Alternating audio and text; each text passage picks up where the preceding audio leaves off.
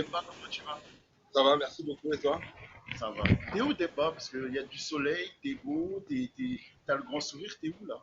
Le Sénégal m'appelle. Sénégal Chronique. Bon. Et c'est la fin de cet appel. Bonne journée à tous. Je te jure. Le soleil va se coucher là, laissez-moi tranquille. C'est un pays que j'aime énormément et que plus je passe du temps ici, plus j'aime. D'accord. Donc là, j'ai arrêté. Plus je passe du temps au Sénégal, mieux je me fais.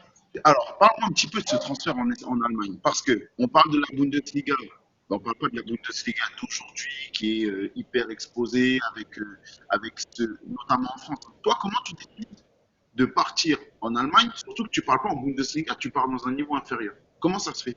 Euh, Tout ça, c'est la faute de Ralph Rangnick. On est au mois de 2007, on est au mois de juillet-août 2007. Ouais. Et il arrive à Offenheim. Et là, il me fait une cour. Je peux te dire que même pour mettre avec ma femme, je crois que j'avais pas été aussi bon. C'est-à-dire, il a une forme de persuasion quand il veut un joueur, c'est qu'il lui transmet en fait toutes les croyances qu'il a du joueur et là où il peut l'amener, et ben il les transmet. Et qu'est-ce qui s'est passé?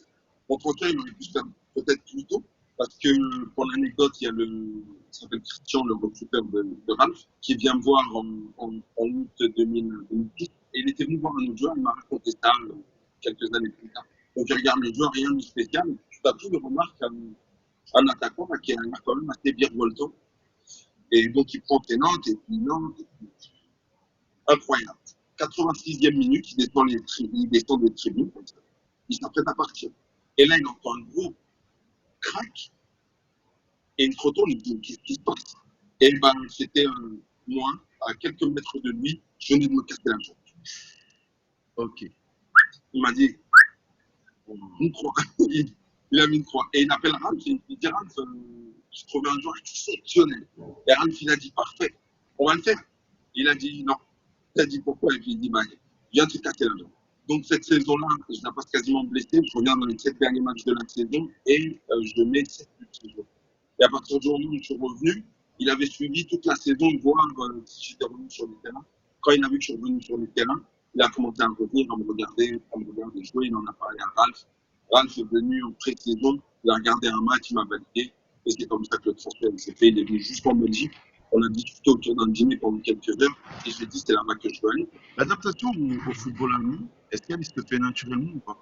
Euh, j'ai envie de te dire, que c'est peut-être pas fait naturellement d'un point de vue statistique, mais dans mes souvenirs, je me suis senti à l'aise très rapidement. Mhm. Au point de vue statistique, tu sais, sur les 6 premiers mois, je joue 12 matchs et je mets 2 buts. Ouais. Je mets 2 buts et dans la deuxième partie de saison, je joue 15 matchs et si je ne me trompe pas, j'en mets 10. Donc en termes de statistiques, on pourra dire que bah, il s'est enfin adapté. Après, de ce que je me souviens, j'ai pas vraiment de mauvais souvenirs en termes d'adaptation. Parce qu'encore une fois, ce que Ralph il a réussi à créer à cette époque-là à Offenheim, c'est que tout le monde devait travailler pour le bien-être du joueur. D'accord. Et il avait interdit une chose qui était les interprètes et les traducteurs. Ça, c'est clé, ça. Pour le bien-être des Ah, joueurs, pour l'épanouissement, c'est une clé. pour l'adaptation, qui l'adaptation fait partie de l'épanouissement et du bien-être pour moi, c'est une clé.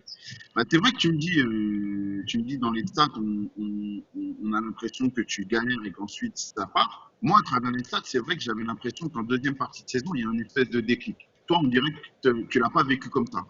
Mais en tout cas, il y a une évolution qui est certaine, c'est-à-dire qu'il y a 12 buts en tout et pour tous dans la première saison, ce qui est pas mal, hein. C'est pour une première adaptation, pour une adaptation, c'est pas mal du tout. Et tu continues crescendo 14 l'année d'après, etc.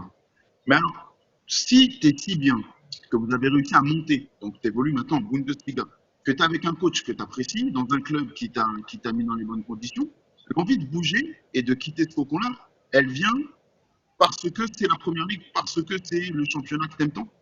Bah, déjà, l'envie de bouger en première ligue, elle est arrivée après 3 ans et demi. Mais il y a eu un ou deux épisodes avant ça. Vas-y, dis-moi. En fait, j'ai besoin quand même de voir beaucoup de choses. Ouais. Tu vois, je pense que ça fait partie de ma construction en tant qu'être humain, de pouvoir être confronté à plusieurs cultures et de ne jamais rester dans une zone de confort. Tu vois, ça, c'est quelque chose que j'arrive pas à faire. Et donc, je me retrouve dans une zone de confort. et ben non, il va falloir que j'aille chercher une complication. Ça a toujours été comme ça. Donc, il y a eu un épisode en 2009 où j'ai failli signer à Stuttgart.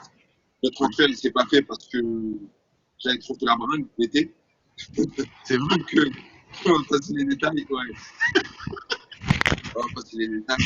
Et donc, je reviens d'une période à Las Vegas où je ne devais même pas y aller parce que je venais de me faire opérer et que je suis parti le soir même de l'opération avec les points de suture qui se sont ouverts le lendemain là-bas pendant que j'étais dans la piscine alors qu'on m'a interdit l'eau et tout. Ok. Et je reviens et Stuttgart, ils ont eu peur que j'ai une infection en fait. Parce qu'on m'avait ouvert et puis quand on m'a fermé, ça ne se refermait pas. Après 4 semaines, ça ne s'est pas refermé. Donc quand j'arrive en visite médicale avec une attelle en train de moitiller comme ça, les mecs ils commencent à paniquer. Ils se disent mais qu'est-ce qu'il faut lui? On a mis 15 millions sur le gars, 15 millions en 2009, 15 millions en 2009, on l'a entendu, tu vois, 15 ans. Et donc ils ont décidé de ne pas faire le transfert, je reste à Offenheim. Et en fait, l'hiver où je décide de partir, en fait, il y a 2 circonstances. D'abord, il y a un club anglais qui me veut prendre l'arrêt. Déjà, pour une fois, ça n'était jamais arrivé. Et deuxième des choses, Ralph, il démissionne. D'accord. Donc, déjà que je voulais y aller et que j'arrive au centre d'entraînement, je me dis, bon, je vais discuter avec Ralph, on va voir son conseil. Parce que quand je voulais aller à Stuttgart, ça c'était de la même manière. Ralph, il m'a appelé, il m'a dit, je veux que tu viennes me dire que tu as envie de partir, mais que ce ne soit pas ton agent qui fasse tout ça. Mon agent, il avait changé à l'époque. C'était une période de turbulence où j'étais avec un autre agent et ça s'était pas très bien passé. Là, c'était une bonne personne. Donc, quand je reviens au mois de janvier, après les vacances de décembre 2010, le jour où je reviens à l'entraînement, on m'annonce que Ralph, il a démissionné. Moi, je suis surpris. Je dis, mais qu'est-ce qui se passe? Quand on m'a raconté ce qui s'est passé, je me dis, bon, les mecs, déjà que j'étais en train d'hésiter, là, putain, tu vois. Et je décide de partir. Alors, ça a été un transfert qui a été très compliqué parce que le directeur sportif d'Offenheim à l'époque, il n'avait pas été très clair, j'ai envie de dire. Mais j'étais content, ça s'est bien fait. Hein. Je suis resté sur l'épisode de Stuttgart qui m'a choqué. Il y a une traîneur à lui tout seul. C'est la jeunesse, tu sais, quand t'es jeune, tu veux pas être. Dis-moi rapidement, parce que le temps file à une vitesse. Le transfert, tu me dis, il est compliqué et toi, tu es dans une idée où tu veux partir. Mais est-ce que pour toi, parce que cette année-là, West Ham ne va pas bien, c'est quelle logique qui t'anime quand tu fais je quitte un club de milieu de tableau, voire milieu de tableau plus de Bundesliga, pour un club qui est en grosse galère de maintien euh, en première ligue? C'est quoi? C'est l'idée de tremplin? C'est quoi? Il y a le rêve de il y a l'objectif de la première ligue. Ouais. Et c'est pas rentrer en première ligue par n'importe quelle porte, c'est West Ham, malgré la position dans laquelle ils sont, c'est West Ham United, tu vois ce que je veux dire? Et c'est ça qui a motivé ma décision.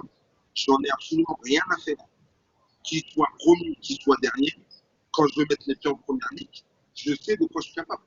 Donc les gens, ils vont le voir. Si moi j'arrive à le voir, je vais faire en sorte que les gens le voient. C'est pas ça. C'est aussi simple que ça. C'est un risque parce que là, on en parle, on connaît la suite, entre guillemets. On sait que ça roule pour son premier ligue. Mais à l'instant T,